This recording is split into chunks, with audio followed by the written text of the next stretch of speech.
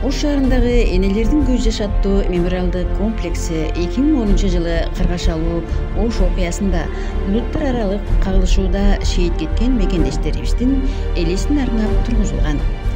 Июнь окуясындагы болгон коогаланга туш болгон элдин арманы алигиче эстен кетпей келет. Мамлекеттик турак жайлар талкаланып, үй жайсыз калган жарандар, жакындарынан ажыраган аталардын арманы кайгылуу күндү баштан кечирип, көз жашын төккөн энелердин күйүтү эмгиче басылбай келет. Ошол кездеги эл башына мүшкүл салган кыргашалуу окуянын кесепети менен көкүрөккө кара так салган трагедиянын соңу өкүнүч менен эскерилип, дал эле ушул жабыркагандардын өксөсү суубай, көп суроолорго жооп таппай келишет. Бирок мамлекеттин бүтүндүгүн жана улуттар ортосундагы ынтымакты сактоо негизги маселе экендиги ар бир жарандын көкүрөгүндө болушу шарт. Мен өмүр бою ошол сознательный өзүмдүн турмушумда Ошто жашайм да. Бул жерде ошол жаңжалдарда мен жана айтып кетпедим. Өзбек элинин дагы, кыргыздын дагы эч кандай бул жаңжалга тиешеси жок. Бейбечара эл өзүнүн тиричилигин турмушун кылып атканда саясатчылардын, амалга тураган дегендердин, амалга кызыккандардын гана иши болуп калды. Ошол жаңжалда мен өзүм өзбек айылында турам. Коңшуларым өзбектер. Ошол диалогдорду деп коюп, башта Фрунзенский деген жерде турчу элем, Фрунзенский көчөдө. Менин коңшуларым баардыгы биринчи жаңжалда өзбектер болгон. Ошол катуу жаңжалдарда өзбектер менин үйүмө келип жашап жүрүштү. Келишип, бала чакасы менен. Мен колуман келишинче жардам кылып жүрдүм. Канча үйүңүздө кармадыңыз? Бир үй биле толугу менен. 7-8 адам. Бүгүн деле катышасызбы ошолор менен? Жок, алар менен кадимкидей биз эч коңшуларыңыз болгон да? Коңшуларым болгон, ысык суу. Анан кийин башка айылдардан келгендер да кирип турчу, эми айыл аксакалы, журт аксакалы катары менин үйүмө келчү да. Бул жерде дагы жолу бир айтам, карапайым элдин шору болуп калды да. Карапайым эл жабырланды. Кыргызы дагы, өзбеги дагы. Мен азыр Кыргызстан Халк Ассамблеясынын Ош бөлүмүнүн төрагасымын. Менде азыр өзбектер дагы, кыргыздар дагы, тажиктер дагы, уйгурлар дагы, орустар дагы, татарлар дагы 14 этностук маданий борбор бар. Ошолордун баардыгы эл журттун биримдиги үчүн, ынтымакчылык үчүн. Мисалы үчүн бир мусулманда бир сөз бар. Киндик тамган жер ошол адам үчүн Мисир деп коет. Мисир деген бул борбор, мусулмандардын борбору болгон.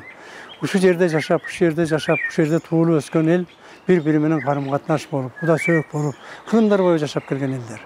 Бул жерде бири-бирин ынтымакчылыкка чакырып, бири-биринен дос болуп, камыр-жумур болуп жашап жүрүшөт. Бүгүнкү күндө баягы бөйрөктөн шыйрак чыгарбай, элдин достугу үчүн, элдин биримдиги үчүн кызмат гана кылыш керек. Бүгүнкү күндөрдө ошол Кыргызстан Халк Ассамблеясынын бирден бир вазифасы моюнда тагылган милдет. Бул элдердин биримдигин, каада салтын, тилин, маданиятын өркүндөтүү. Ошол боюнча көптөгөн иш-чаралар жылдын башынан аягына чейин бизде бир да күн жөн өтпөйт. Өзбек өзүнүн майрамын өтөт, татар өзүнүн майрамын өтөт, орус өзүнүн майрамын өтөт.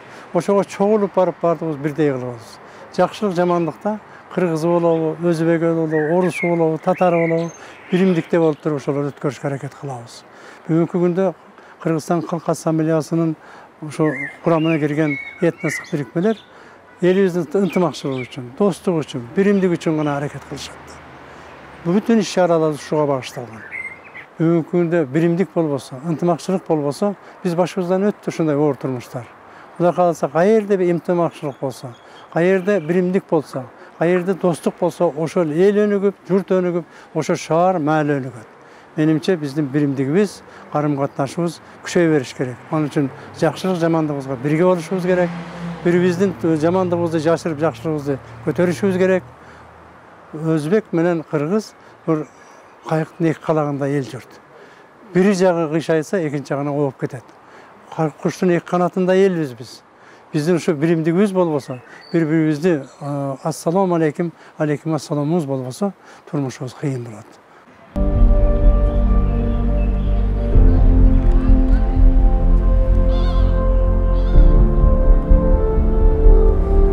Кыргыз Өзбек бир куштун эки канатындай биримдикти бийик коюп, эри чаркак болуп, ынтымакта 3000 жылдык тарыхы бар байыркы көп улуттуу Ош шаарын жараткан эл.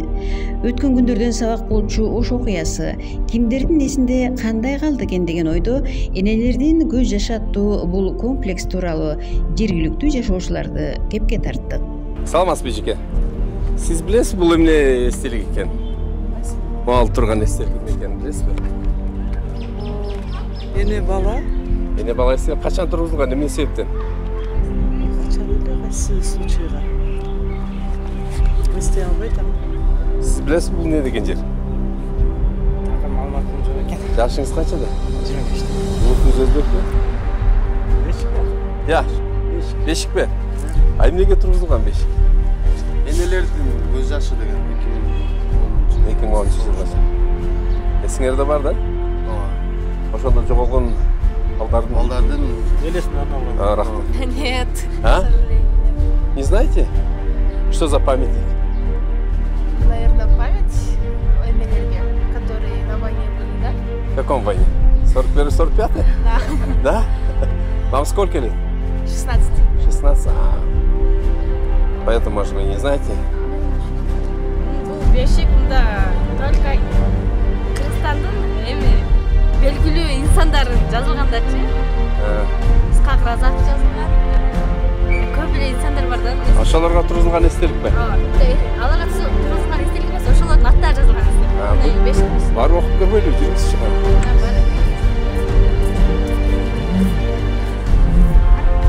Ана кимдер бар экен? Ясно. Ажысканыбыз жок экен.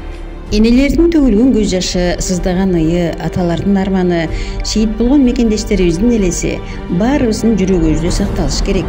9 ай боюнда көтөрүп, асырап өстүргөн энелердин уулу же кызы, бирөөнүн атасы, бирөөнүн сүйүктүү жары бүгүнкү күнгө чейин дайынсыз жоголгону эки улуттун тең сай сөөгүн сыздатып келет. Бул энелердин көз жашы аттуу мемориалдык комплекси кийинки муунга унутулгус сабак болушу зарыл. Ооба, эстен кеткис оор күндөрдөн сабак алчу ошол эл башына кайгы салган мындай күндөр эч качан кайталанбасын.